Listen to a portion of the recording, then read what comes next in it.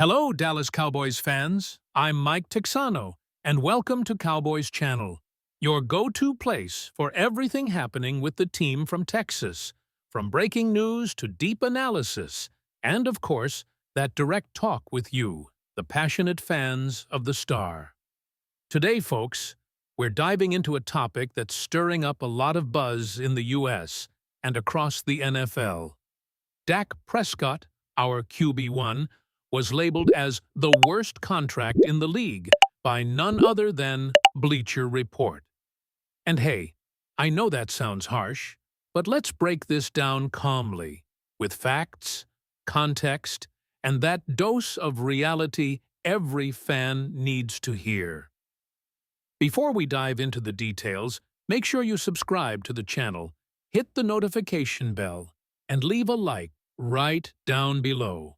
It's quick, it's free, and it really helps us keep bringing you top-notch content every single day. Let's take this Cowboys love even further together. Now, guys, Dak Prescott isn't just the quarterback of the Cowboys.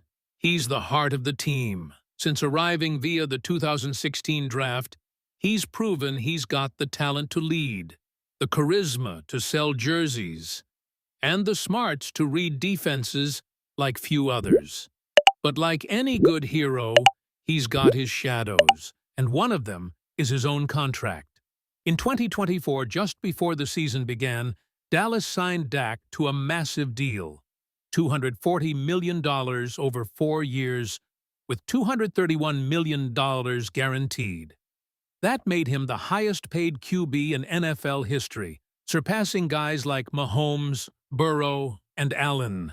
Right now, he makes $60 million per year, and in 2026, that'll jump to $74 million annually. Too much? Some analysts think so. Bleacher Report ranked this contract as the second worst in the NFL, only behind Deshaun Watson, who, by the way, isn't even playing due to serious allegations and suspension.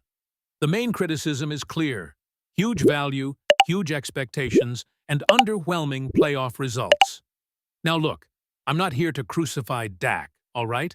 He earned that paycheck with what he's done on the field, averaging 4,300 yards per season, a passer rating over 95, and an impressive leadership track record. But the issue isn't just about individual performance. It's about health and team success. Dak missed 11 games in 2020, 5 in 2022, and 9 in 2024. That means over the last 5 seasons, he's missed almost half the regular season games. Dallas had to rely on backup after backup, and the result? Lots of frustration, especially in the playoffs, where the team hasn't made it past the divisional round since 1995. So the big question is, was it worth paying that much for Dak? If he stays healthy and leads the team to a Super Bowl, then yes. But if the injuries keep piling up and the Cowboys keep stumbling in the postseason, the pressure on him and the franchise is only going to grow. While we try to understand Dak's future, the Cowboys are already looking ahead to the next chapter. The 2025 NFL Draft. One position that clearly needs reinforcement is cornerback. With Chidobe Awuzie gone and Trayvon Diggs needing to prove he's 100% again, Dallas might be targeting a hot draft prospect, Terrion Arnold from the University of Alabama. Arnold is a physical, fast CB with excellent man coverage and tackling skills. At the Combine, he ran the shuttle drill in 4.48 seconds, showing the quickness to stick with speedy receivers. He was also named All-American in 2024 and was a key part of Alabama's national championship defense. He fits perfectly into the Cowboys' defensive philosophy: man-to-man coverage, aggressive play, and strong run support.